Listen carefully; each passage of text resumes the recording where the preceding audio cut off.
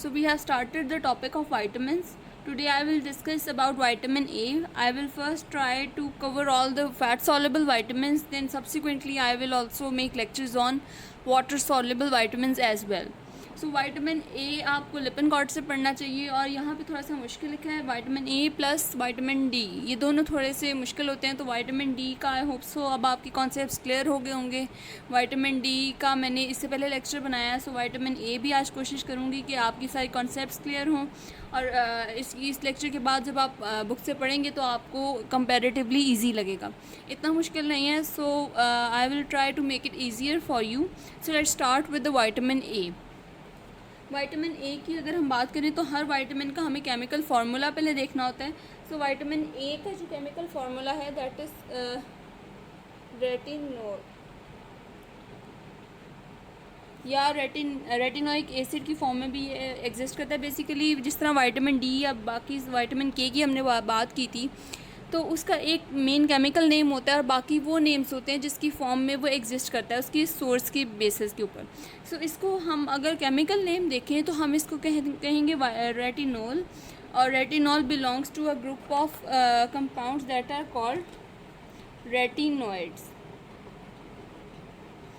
सो अगर हम इसके सोर्सेज के लिहाज से इसकी नेम की बात करें तो यहाँ अपने नेम्स देख के घबरा नहीं जाना, ये इजी है. जैसे मैं आपको बताऊंगी आपने इसको ऐसे ही करना है.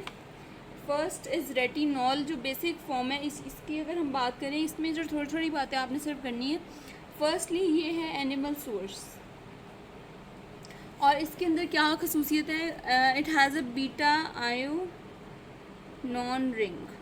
अब ये आपके लिए आयनॉन रिंग क्या होता है ये जानना ज़रूरी नहीं है, लेकिन आपको ये पूछा जा सकता है कि विटामिन ए की कौन सी फॉर्म है जिसके अंदर बीटा आयनॉन रिंग प्रेजेंट है. So that is retinol, the animal source of vitamin A. Next is retinol, ये ए है इसमें रेटिनॉल.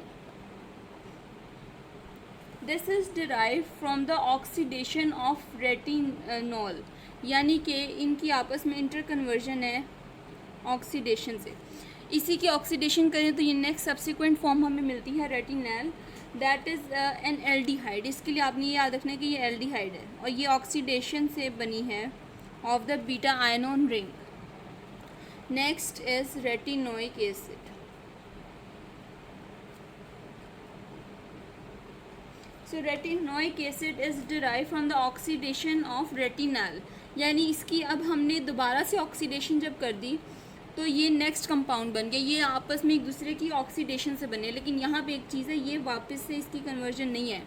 ये मैंने आपको इसलिए दिखाने के लिए शो किया कि ये आपस में इंटर कन्वर्टेबल हैं दोनों, लेकिन ये रेटिनॉल ऑक्सीडेशन से रेटिनोइक एसिड बन जाता है, लेकिन रेटिनोइक एसिड की वापस से रिडक्शन करके हम रेटिनॉल नहीं बना सकते. तो ये बात आपने याद रखनी है, दिस इज़ वेरी इंपॉर्टेंट.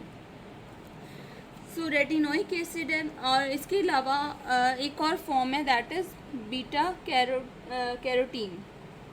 ये नाम आपने पहले सुना होगा. ये असल में विटामिन ए की डायरेक्ट फॉर्म नहीं है, लेकिन ये कंपाउंड है जो हमें प्लांट सोर्स से मिलता है, और इसकी जब हमारी बॉडी के अंदर ऑक्सीडेशन होती है in the intestines during the digestion and absorption process, so it yields 2 molecules of retinol. लेकिन ये इंटर कन्वर्जन इतनी एफिशिएंट नहीं है हमारी बॉडी में. सो अगर हम बीटा कैरोटीन ले रहे हैं तो उसमें से टोटल 1/12 बीटा कैरोटीन जो है वो हमें रेटिनॉल यील्ड कर रही है, बाकी सारी की सारी कन्वर्जन नहीं हो रही. So this is not an efficient source. ये प्लांट सोर्स हैं, बाकी सारे एनिमल सोर्स हैं, और इनके अंदर थोड़ी थोड़ी जो डिफरेंसेस हैं केमिकल प्रॉपर्टीज़ में, और इंटर कन्वर्टेबल कौन सा है कौन सा नहीं है, ये सारी बातें आपने याद रखनी है. Next we will talk about the absorption of vitamin A. Vitamin A की एब्जॉर्प्शन एक कंप्लीट टॉपिक है, और इसके अलावा इसके फंक्शंस एक अलहदा से टॉपिक है जो पूरे डिटेल टॉपिक्स हैं, और आपने इसको अच्छी तरह देखना है. तो विटामिन ए की जो एब्जॉर्प्शन है मैं आपको एक फ़्लो चार्ट की फॉर्म में यहाँ बताऊँगी. अगर आप इसको इसी तरह से याद कर लेते हैं तो आपको ये भूलेगा नहीं कभी. सो अगर हम एब्जॉर्प्शन की बात करें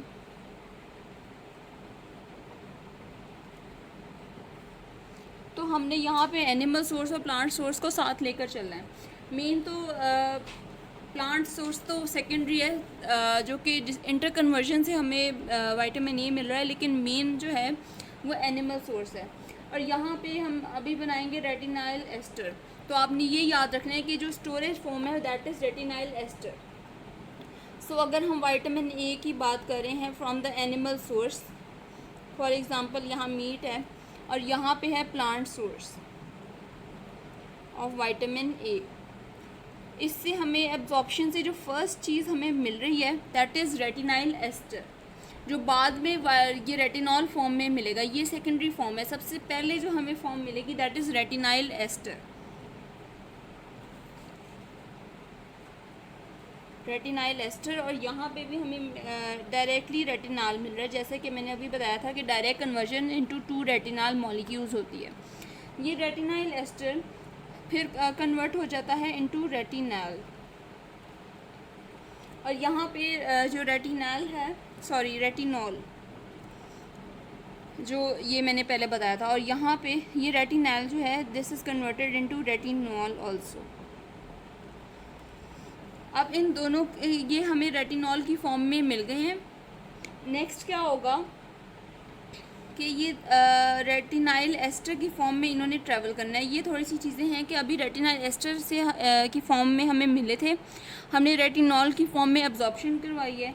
अब इसने जब लिवर तक जाना है तो दोबारा से रेटिनाइल एस्टर की फॉर्म में ही जाना है।